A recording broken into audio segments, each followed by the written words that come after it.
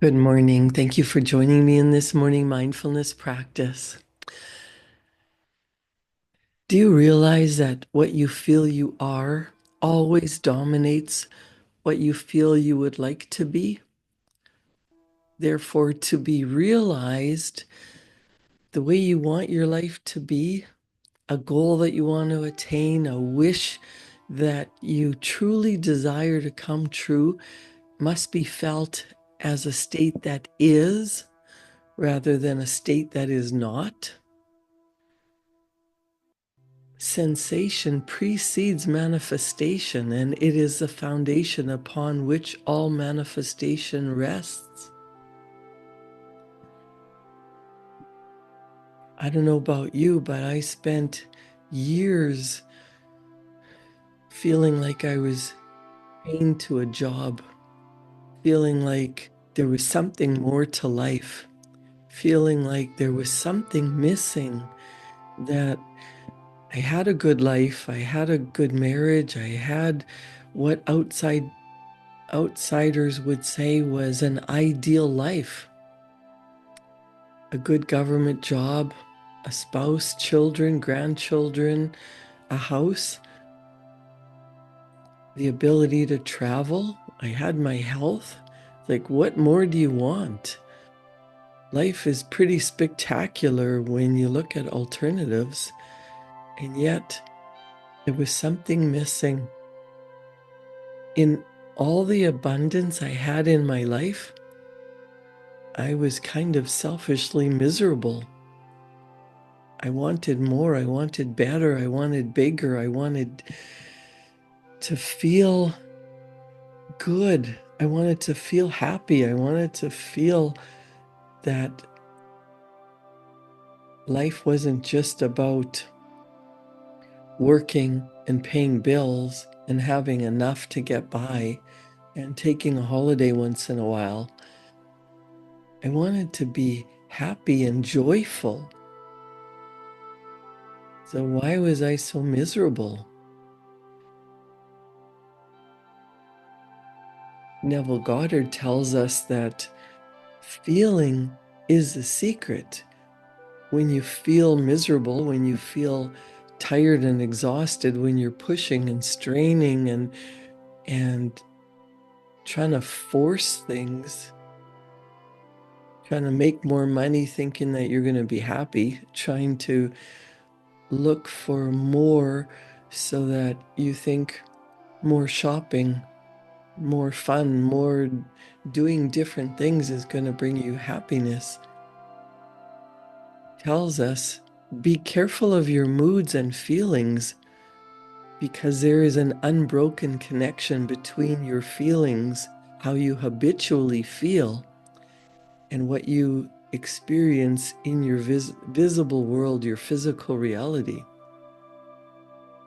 Your body is an emotional filter, and it bears the unmistakable marks of your prevalent emotions. Neville Goddard says emotional disturbances, especially suppressed emotions, are the causes of all disease.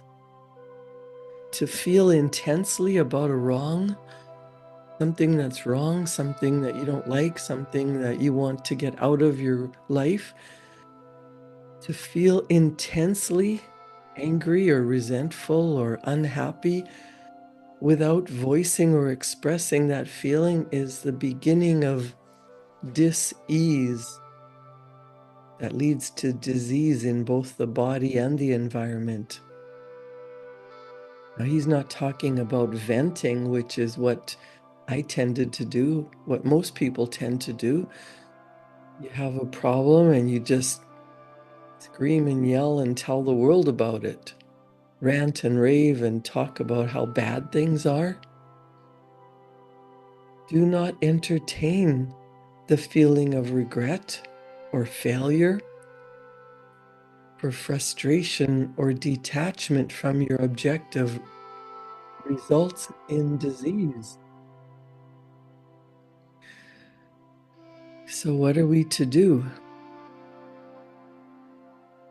What I know for sure is that when the day gets away on you, when things are already going bad, when you're in the middle of a crisis, a disaster, a fight, that's not when you tell yourself, what I really want is happiness and health and wealth and joyfulness. That just shows you that you're further away. It starts practicing at the beginning of the day and practicing, remembering to practice throughout the day and before you go to sleep what you truly desire. Neville Goddard says, think feelingly only of the state you desire to realize. Feeling the reality of the state sought and living and acting on that conviction is the way of all seeming miracles. All changes of expression are brought about through a change of feeling. A change of feeling is a change of destiny. All creation occurs in the domain of the subconscious. What you must acquire then is a reflective control of the operation of the subconscious, and that is control of your ideas and feelings. Chance or accident is not responsible for the things that happen to you. You're not predestined or the author of your misfortune or fortune. Your subconscious impressions determine the conditions of your world. The subconscious is not selective. It is impersonal. The subconscious is not concerned with the falsity or the truth of your feeling. It always accepts as true whatever you feel to be true. If you feel that you're hard done by, that you're tired and exhausted and miserable, that things should get better, and you want things to get better, your subconscious is going to be in the state of always wanting, always noticing that there's something missing, that you're lacking, that everybody else has what you want. Why can't you be happy? Your subconscious keeps you in the state that you're directing your energy to. It always accepts as true that which you feel to be true. And what shook me up was knowing that the subconscious mind controls somewhere between 95 and 98% of my life. I'm acting on habit. I'm acting on thinking, feeling, doing the same things over and over and over, and expecting, hoping, wishing things would change. Isn't that the definition of insanity? Going about the day hoping the outside world is going to change, wishing for something different, but taking the same actions and then beating myself up because I'm still anxious and afraid and worried that things aren't changing.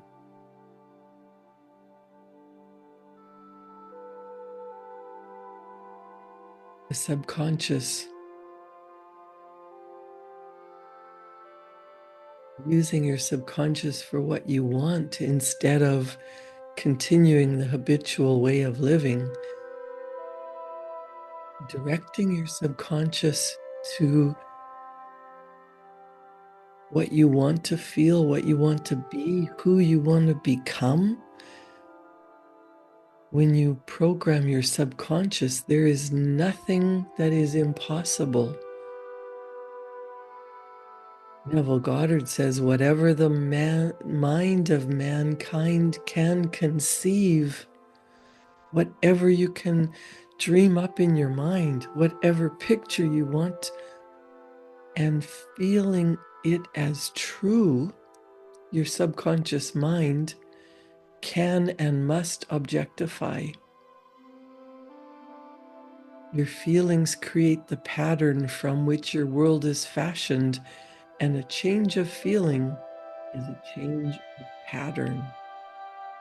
The subconscious never fails to express whatever has been impressed upon it.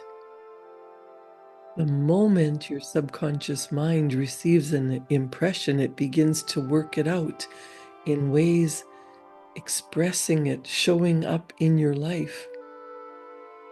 Your subconscious accepts the feeling impressed upon it.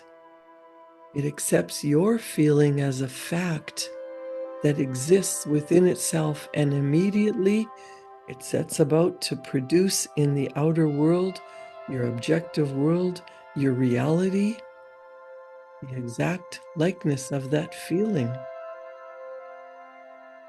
We've been focused on limiting beliefs and creating more of the same.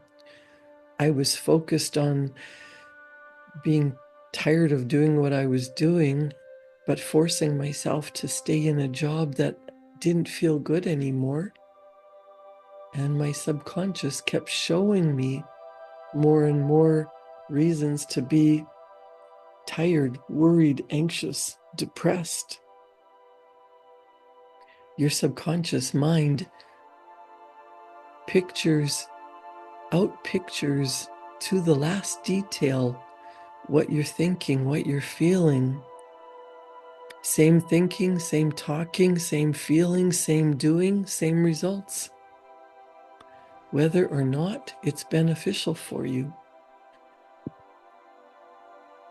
So how do we get into a state of loving life? Being joyful, being happy, having what we truly desire? That takes focusing our attention in the direction of what we want, studying to understand, having faith that what we truly desire, what we want in our heart, a picture of love and life and happiness and purposeful work, that brings us to a place of really having it appear in our outside world. It starts with getting a picture of what you want, because the subconscious is the womb of creation. It receives an idea unto itself, and it never changes the idea, but it always gives it form. The subconscious outpictures the idea in the image and likeness of the feeling received. To feel a state as hopeless or impossible is to impress the subconscious with the idea of failure. Although the subconscious faithfully serves you, it must not be inferred that the relation is that of a servant to a master. Your subconscious, you can train your subconscious mind to go after the beautiful vision that you want, an ideal for your future. But that takes practice, that takes faith, that takes getting your body to sit still and training it to be quiet, training it to practice being at ease. Well, let's take a deep breath in now.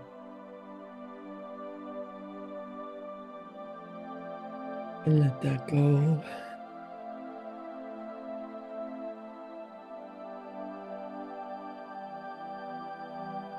Your subconscious controls your life. Let's get into the training the subconscious to be calm, to be relaxed, to be able to handle whatever comes along today. The more calm and relaxed you are, the more easily solutions will come to your conscious mind. The more you will able to figure out what to do, where to go. You will tap into the energy of the universal mind only when you're calm and relaxed. When you're in the state of being calm is when you experience calmness. When you're in the state of being happy, then you will feel happy. You will feel joyful. You will get into that state of being happy, and then your subconscious mind will show you everywhere in your life that brings you happiness. Your relationships will be more joyful, loving, and respectful because you are more joyful, loving, and respectful to yourself. And that radiates out into the world, and it brings back to you everything of a like, similar nature, of like energy. Your body, you are an energetic being.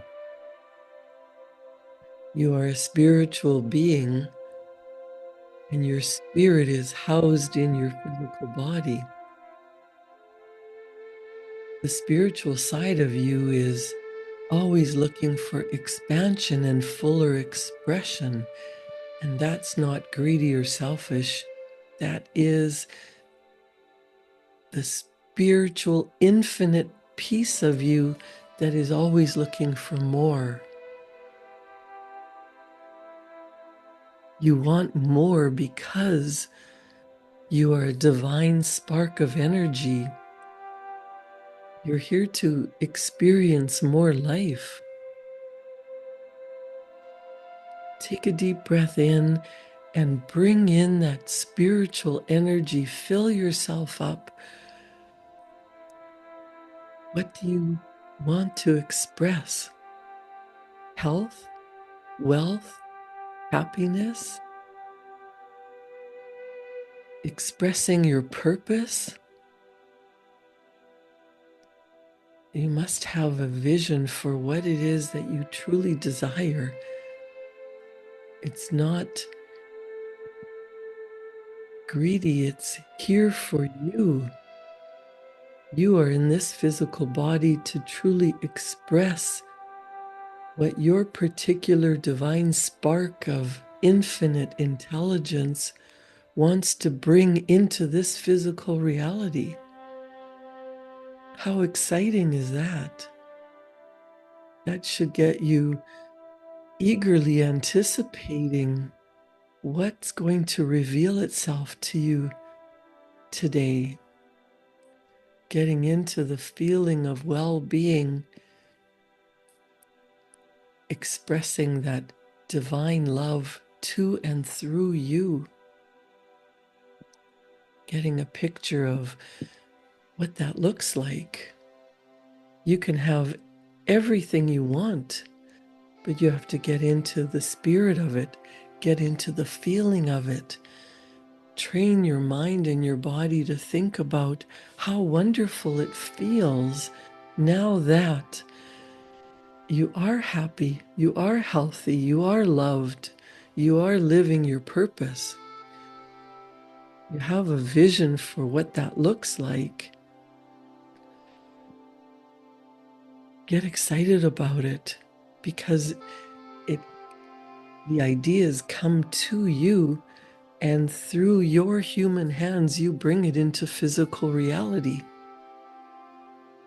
Your conscious mind starts to get pictures. Your conscious mind shows you what you're thinking about. Dwell in the picture of health, contentment, ease,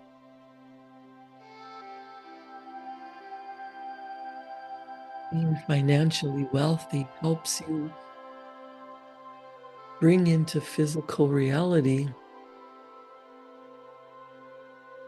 things, objects, experiences that you and your family can enjoy, but you can go way beyond that. What would you love to do to help more people? Maybe help your community. Maybe save one small part of the world from poverty and disease. You can do that. You have the ability. As you bring more financial wealth into your life, you can affect more people. That's not greedy. When you're wealthy, you can do more for the world.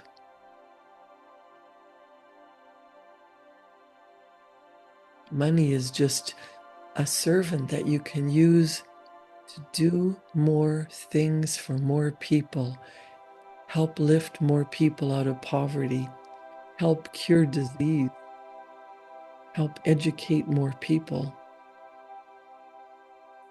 The more money you have, the more good you can do in the world. As a good, loving, responsible person, what would you do with unlimited wealth? Of course, you would enjoy more things for yourself, maybe more luxuries and more travel, but you would feel so good to leave the world a better place because you brought something special to the world. When you have a project that you want to work on, maybe it's leaving a legacy, maybe it's building wells in northern reserves or Africa or places that don't have clean, clear running water. What could you gift to the world through your financial abundance?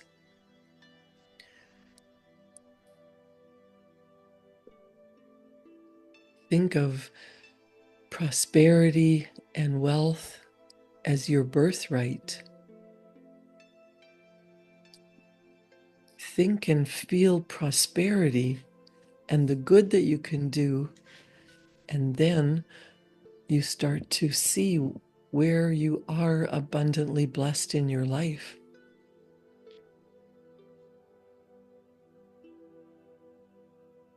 Be grateful that you live in a country that is free, that you can think and act the way you want. You have opportunities around you. Your conscious mind will start to notice and take advantage of opportunities when you are in the state of abundance, feeling comfortable and well, having faith that everything comes to you at the right time. You're in the right place always. What can you do?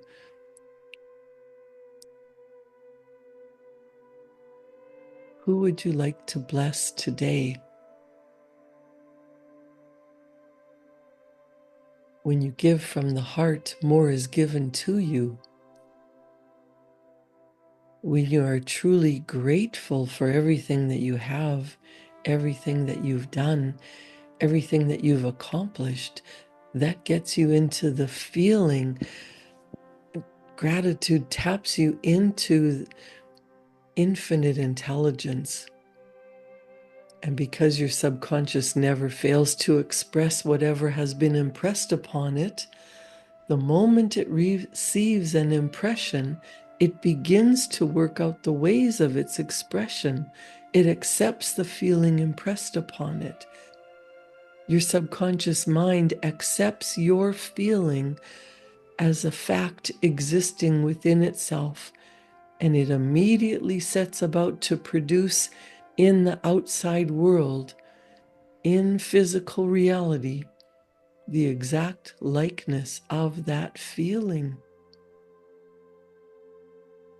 Your subconscious mind outpictures to the last detail whatever your mind can conceive and feel as true. The subconscious not only can but must objectify. Your feelings create the pattern from which your world is fashioned. When you do this habitually, when you do this repeatedly, when you practice over and over and over the vision of how you want your life, how you would love to be living and feeling it as if it's already done, your subconscious mind will show it to you in physical reality. Stay in the feeling of well-being. Stay in the feeling of how happy, how healthy, how wealthy, how abundantly blessed you truly are. Get a picture of what that means to you. The more often you practice this, the more frequently you get into the feeling of well-being, of happy, healthy, respected, abundant, whatever it is that you truly desire. When you're in alignment, your mind and your heart, your thinking and your feeling are in alignment with what you truly desire. Start to notice a change in your outside environment. You see a change in your reality. You get impulses to do something different. And as you take action, the universe rewards you with a different reaction. You see different experiences because you think and feel differently. Take the time to write down what you're grateful for, what you desire to have in your life, and get into the state of being that. Program your subconscious mind. Your subconscious mind will show you evidence. Write down a big, beautiful, bold idea that you really want to go after, and allow the universe, allow yourself to feel that you're there. I promise you, you will have experiences, opportunities, and ideas, and then it's up to you to take action. Create a wonderful day. Thank you for joining me in this morning mindfulness practice. I'll see you back here tomorrow morning at 7 for another round of morning mindfulness. And I would love to see you at noon today to talk about going from stuck to unstoppable. Thank you.